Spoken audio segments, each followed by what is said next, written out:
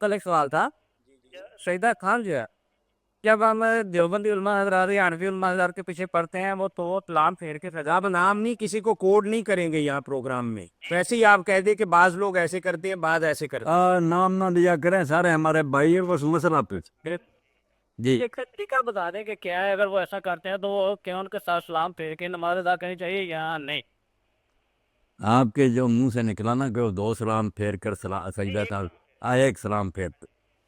ان کے مسلک میں بھی دونوں قول موجود ہیں، بڑے پکے کبھی ہدایہ جو سب سے اعلیٰ کہ اس میں 2 سلام ہی ہیں کہ پوری سلام دونوں کیا کہ نماز ختم کرے۔ اس طرح حنفی مذہب میں بھی 2 ہی یہ قول موجود ہے کہ 1 سلام کے بعد بھی کر سکتا ہے، 2 سلام پھیر کر بھی کر سکتا۔ اس سے یہ مسئلہ لوگوں کے علم میں آنا چاہیے کہ جب امام سلام ایک کہتا ہے نا تو جن کی کچھ رکھتے ہیں باقی ہوتی ہیں، میں نے دیکھا بھاگ کر اٹھ کھڑے ہوتے، سب توبہ کرے جب تک وہ دوسرا سلام نہ کہہ لے، اس کے بعد بھی صبر کہ وہ کوئی ایسی بات کرے یا منہ پھیرے یا کوئی اللہ اکبر وغیرہ جس سے پتہ چل جائے کہ نماز واقعی اس نے ختم کر دی ہے۔ یہ اتنی بڑی غلطی ہے جس نے بڑے بڑے علم والوں کو میں نے پھنسا دیکھا کہ بس ابھی وہ ایک سلام کہتا ہے یہ اٹھ کر بھاگ کر کھڑے ہو جاتے ہیں۔ بالکل ایسا نہیں ہو جائے، دونوں سلام ہو جائیں، بعد میں کوئی ایسی بات کرے جس سے پتہ چلے کہ اس نے نماز ختم کر دی، یا منہ پھیر لے یا کوئی ذکر اونچی آواز سے کر دے، یہ مسئلہ بھی درمیان میں آ گیا۔ البتہ جو آپ نے پوچھا ہے کہ وہ 1 سلام کے بعد کرتے ہیں یا 2 سلام کے بعد کرتے ہیں عبدو و رسولوں کے بعد،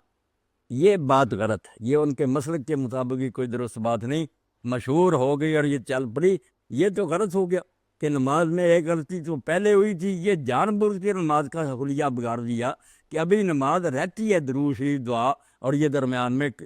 خامی پوری کرنے لگے۔ یہ ان کو بھی چاہیے پوری طرح چھان بین کر لیں، کوئی ثبوت نہیں ان کے پاس کہ عبدو و رسولوں پر کرنا، اللہ کے لیے مان جائیں، بات حوالے میں دے دوں گا، اور میری دیکھ لیں، درود شریف پڑھیں، دعا پڑھیں، اینڈ پر پہنچے، اس کے بعد دونوں طریقے سنت ہیں کہ ایک طرف بھی سلام نہ کہے،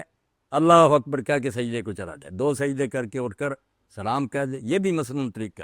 اہل حدیثوں کو یہ بھی کرنا چاہیے، اور سلام کے بعد والا بھی ٹھیک ہے۔ زبان سے جو آپ نے قولی حدیث فرمائی وہ سلام کے بعد کیا، سلام سے پہلے بھی ہے، جو امت کو سکھایا نا وہ یہی ہے لکل سہون سجدتان بعد السلام، کہ سلام کے بعد 2 سجدے۔ اس لیے یہ بھی جو ہے نا اہل حدیث لوگ کہلاتے ہیں، یہ بھی زیادہ نہ کریں کہ پہلے ہی پھیرنا، سلام سے پہلے ہی سجدہ، دوسری سنت پر بھی عمل کریں نا،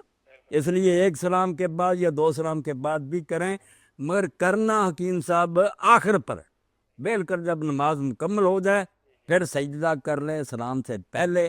یا سلام کے بعد، یہ دونوں ہی ٹھیک ہے۔ مگر یہ درمیان میں جو شروع کر دیتے ہیں نا، مولانا یوسف لدھیانی رحمۃ اللہ علیہ نے بڑا زور لگایا، کوئی دلیل نہیں ملی، نہ کوئی اس کا ثبوت ہے، یہ کام خراب کرنے والی بات کیا، ابھی تو نماز باقی ہے پوری ہونے دے،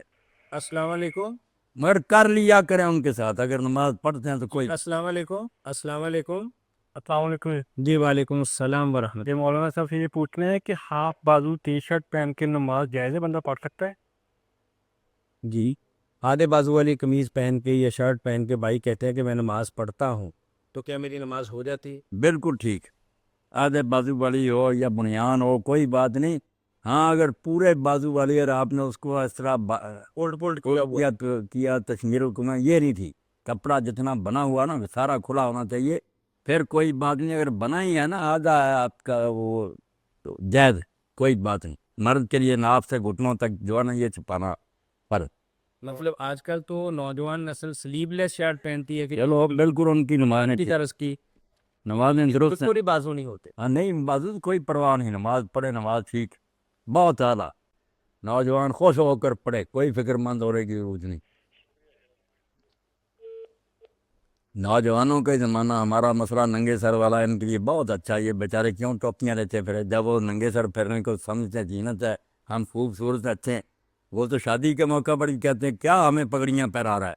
اور پگڑی بھی لاتے ہیں مانگ کر، پتہ نہیں وہ کہاں سے بیوقوف لوگوں طریقہ نکالا،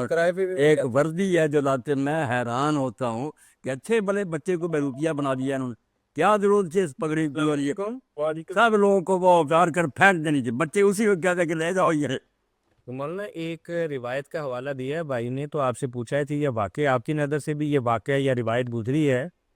وہ کہتے ہیں جناب مولانا صاحب السلام علیکم، وعلیکم السلام ورحمۃ اللہ۔ بعض لوگ کہتے ہیں کہ ایک صحابی نماز پڑھ کر جلدی گھر چلے جاتے تھے، تو لوگوں نے ان سے وجہ پوچھی تو انہوں نے کہا کہ میری بیوی کے سر پر لینے کے لیے کوئی کپڑا نہیں ہے، میں یہی کپڑا جو میں نے باندھا ہوا ہے یا جو بھی کیفیت ہوگی میں اتار کر اسے دیتا ہوں تو پھر وہ نماز پڑھتی ہے۔ تو کیا یہ واقعہ آپ کی نظر سے گزرا ہے اور کسی روایت کے اندر یہ قصہ مذکور؟ نہیں، جیسے بھائی نے لکھا ایسے سنا ہی ہے کہ لوگ کہتے ہیں پڑھا نہیں میں نے، میرے بھی پڑھنے میں آیا کہ ایسی حالت ہو گئی تھی مدینہ منورہ میں اور مسلمانوں نے اس کی کوئی خبر ہی نہیں دی، میں نے نہیں۔ مولانا ایک روایت میں تو پڑھا تھا کہ ایک بچہ نماز پڑھا رہا تھا، نوجوان تھا، تو وہ جب سجدے کے اندر جاتا تو ننگا ہوتا تھا، تو صحابہ کرام نے نبی کریم صلی اللہ علیہ وسلم سے عرض کیا تو انہوں نے فرمایا کہ اولکم صوبان۔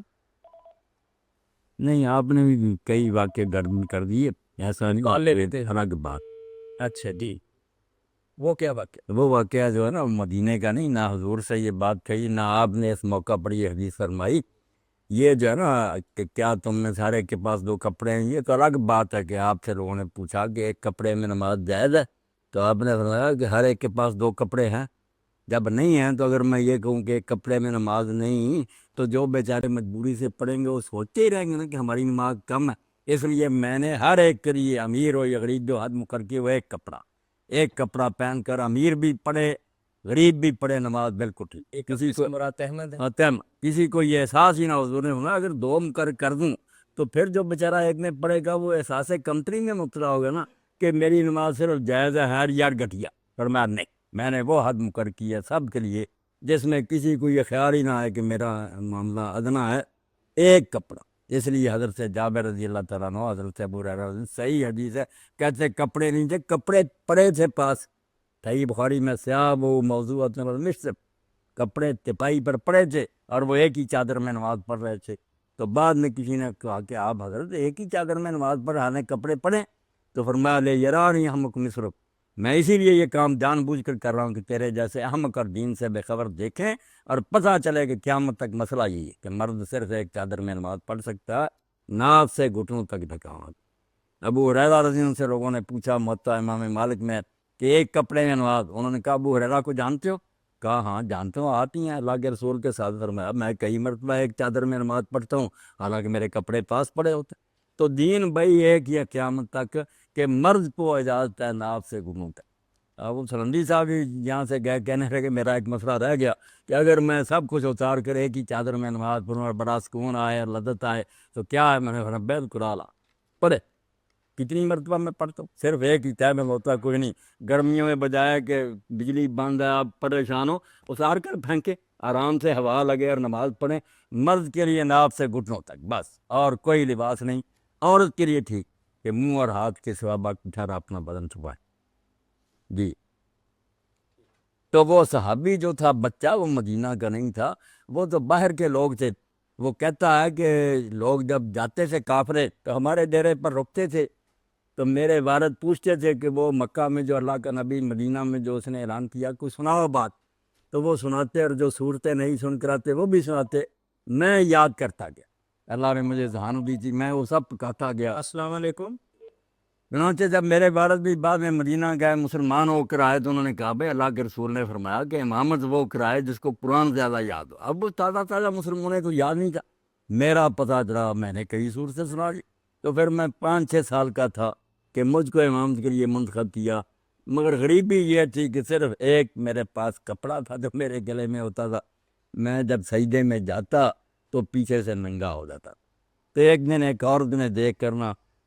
آواز سے ذکر کہا ہے قوم اپنے امام کی شرمگاہ تو ڈاکو۔ تو پھر میرے قبیلے کے لوگوں نے مجھے کپڑا لے کر دیا جس کو میں نے تیبند باندھا، تو میرے لیے وہ دن بہت خوشی کا عید کا تھا کہ چلو اس بہانے سے مجھے کپڑا۔ یہ باہر کی بات، حضور سے نہیں تذکرہ ہوا۔ اسی لیے امام بن حزن بچے کی امامت کے منکر ہیں، ان کے سامنے جب لوگوں نے حوالہ دیا انہوں نے کہا آتا حضور کو علم ہوا، آپ کو تو پتہ بھی نہیں کہ امامت کرائی۔ عید حدیث وغیرہ تو کہتے ہیں جائز ہے، مگر امام ابن حزم ظاہری کہتا کوئی نہیں یہ حوالہ بن سکتا، بالغ امامت کرا سکتا۔ وہ کہتا حضور کو اطلاع ہی نہیں، کسی جگہ ذکر نہیں کہ لوگوں نے یہ بات بتائی یا آپ نے اس بارے میں کچھ حکم دیا۔ یہ رد کیا انہوں نے کہ بچے نے پڑھائی کہیں آتا کہ حضور کو یہ خبر دی گئی ہے۔